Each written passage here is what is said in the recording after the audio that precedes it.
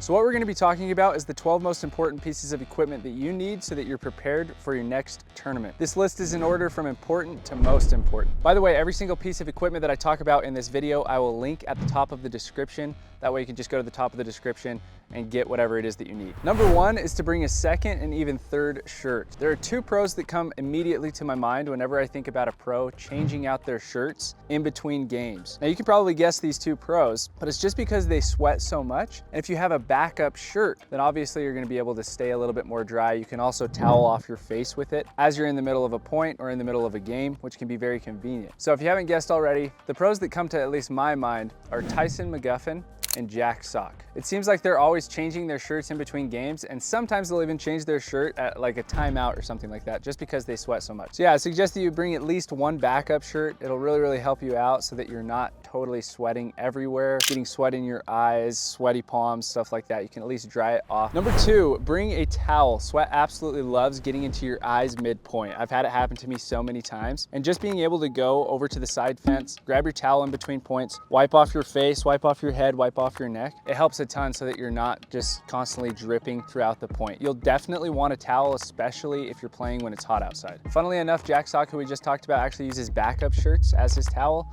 So you could do that as well if you bring enough backup shirts, but I would just use a towel. Number three is sunscreen. If you don't have sunscreen, plan on getting burned because you're gonna be out on the court for like 8 hours, especially if you plan to win the tournament.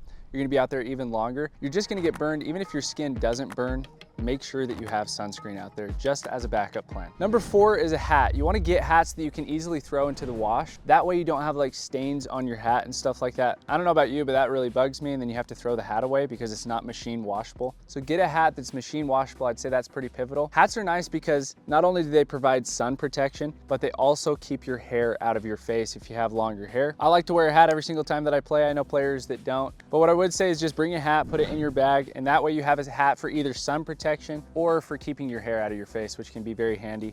You just don't know what's gonna happen when you're out there. Number five is sunglasses. Bring sunglasses. Something that's interesting is every single court, well, courts that are done correctly, all face one way. So they all face north and south. So whenever you're on the north side of the court, the sun's always going to be in your eyes. Whenever you're on the south side of the court, your shadow is gonna be in your way. So you're gonna be able to see your shadow. So whenever you're on the north side, you're gonna want sunglasses. Especially if it's sunny outside, let's say it's midday, the sun is going to be directly where you hit overheads. So it's a great thing to have just to be able to limit that glare. Things to avoid when buying sunglasses: make sure that you don't buy polarized lenses because it makes it harder to actually see the ball. The specific glasses that I use are actually right here. These are the U-Drippin sunglasses. They're not polarized, and they actually make it easier to see the ball because they limit that glare. So if you want to pick these up, these are the glasses that I use. I'll leave a link in the description. Number six, get yourself a first aid kit. This one time when I was playing in a tournament, my finger would not stop bleeding. It was a night tournament and it was the middle of winter, so it was absolutely freezing. As I was running back to be able to defend an overhead, my opponent just massacred the ball directly into my finger. And it was the weirdest thing, it just wouldn't stop bleeding. So nobody around had a band-aid, so I went to the front desk of the tournament. Thankfully they did, and that way it just stopped the bleeding. It was like the nerdiest thing ever, but it just literally wouldn't stop bleeding. No matter what, every single tournament that you're in, there's going to be someone, whether it's you, it's your partner, or it's your opponents, that need a band-aid or some type of first aid help. So just get one, you won't regret it. Number seven is a jump rope. So if you don't have a jump rope, you're not gonna be warmed up going into your next match. Chances are, whenever you're in a tournament, you're gonna get a text and you have 5 minutes to get to the court and warm up. A jump rope is a pivotal tool because it takes less than a minute to get your entire body warm. Then you can go in and start hitting balls. So it can be very convenient to have a jump rope. I would strongly suggest getting one. And you don't have to worry about warming up during the first game and then losing that game because your entire body wasn't warmed up. So jump ropes are absolutely pivotal. Number eight, you need to bring snacks. Now, this might seem funny that it's ranked so high on my things to do, but I was actually in a tournament. It was one of the first tournaments that I'd ever done, and it was in California, and I showed up and I hadn't eaten because I didn't have an appetite. For those of you that haven't played in a tournament yet, you won't really understand this, but leading up to the tournament, you're gonna get butterflies and you're gonna lose your appetite. You won't feel like eating at all. So I got to the tournament, hadn't really eaten that day at all because I just couldn't. Felt like at least that I couldn't. And my legs had just completely shut down and shut off. One of the worst results that I've ever had in a tournament. And so what I've learned is you have to force yourself to eat, okay? You won't feel like eating because of those butterflies. It'll feel like your stomach's already full. But what that will do is settle your stomach.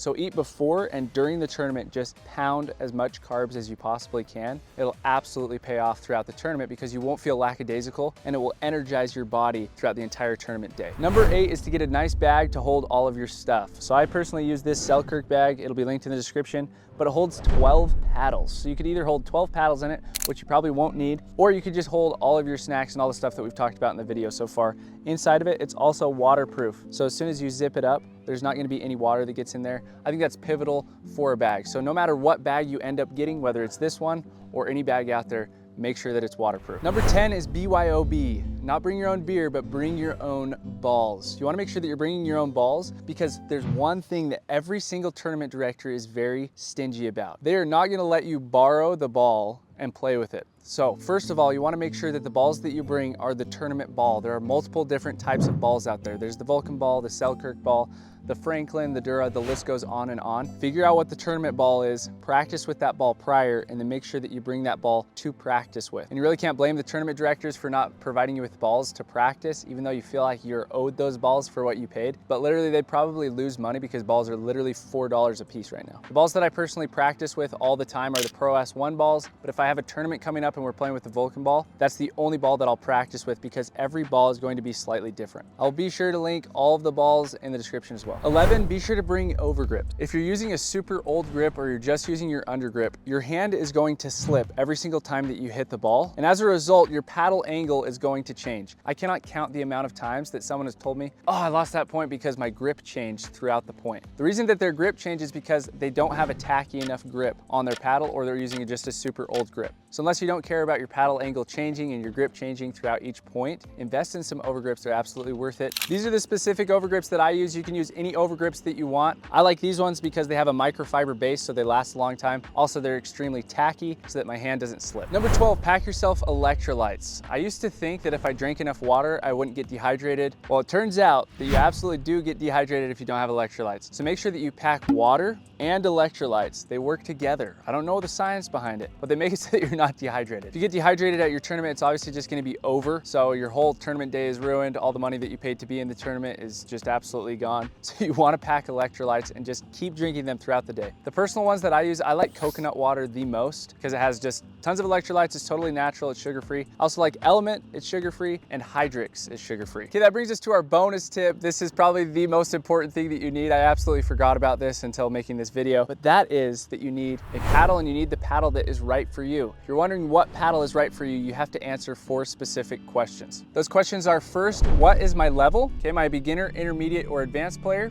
Second, where do I mishit the ball? Do I mishit it on the sides of the paddle here, or do I mishit at the top? The next question is, do I want more power or do I want more control on my shots? And the last question is, do I use a two-hander on my backhand or do I use a one-hander? So to break that down further, if you are a beginner, you want a control paddle with a short handle so that your hand is closer to the paddle face. That way it feels more like your hand is hitting the ball rather than the actual paddle that's hitting the ball. You also want a paddle that's standard, just like this, okay, where it's wide. This would be an example of a non-standard paddle where it's more long than it is wide. You can see the difference in the total length. This one's elongated, this one is wide. So you want as much paddle surface as you possibly can as a beginner. And then lastly, as a beginner, you want the paddle with the most control. The way that you can know if a paddle has control is if it is 16 millimeters thick or more. Okay, so just remember that number, 16 millimeters thick or more, you'll have control. Great paddle examples, I don't have them with me, but a Lux is a really good example of this. It's 20 millimeters. That's a really great control paddle. There's also some Halos out there that are 16 millimeters that are great control paddles.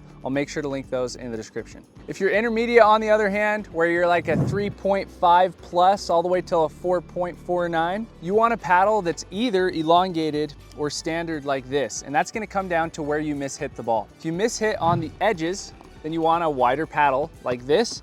If you mishit on the tip like myself, whenever I mishit, it tends to be here, you want an elongated paddle because you're not gonna miss on the sides as much as you are gonna miss on the top. You can then decide if you want more control or more power. I would suggest to go on the side of more control. So get a paddle that's 16 millimeters or more if you're in that intermediate phase. But like I said, it's gonna be completely up to you. If you want more power in your game and less control, then go for a paddle that's gonna be a little bit thinner. This is the paddle that I actually use, the Amped Invicta, and this is 16 millimeters. So it gives me the right amount of control, but also not too much power to where I can't control the ball and keep it in. And if you're an advanced player, it's the same exact thing. If you miss hit on the sides, get a standard paddle. If you miss hit on the top, get an elongated paddle, and decide if you want more control or if you want more power. I would err on the side of going more in between and in the middle. And keep in mind, regardless of your level, if you have a two-handed backhand, you want a little bit of a longer handle so that you can fit both hands on it. If you just have a one-hander, it really doesn't matter the size of the handle. You can actually get more paddle surface the shorter handle that you get. So that could be a huge positive to having a one-hander. So there's my essential equipment list for how you can be prepared for your tournament. And if you want to learn how to get to the 5-0 level within 75 days, I just barely dropped this video. In it, I go over my system of how I got to the 5-0 level after starting pickleball just 75 days earlier. So check it out. I think you're gonna love it.